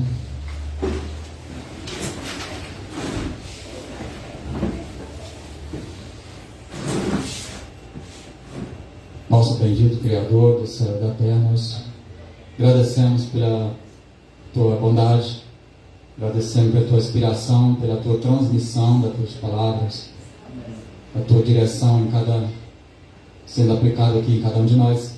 Muito obrigado por nós termos o privilégio de ser dado iluminações e esclarecimento de toda a história da Tua vinda.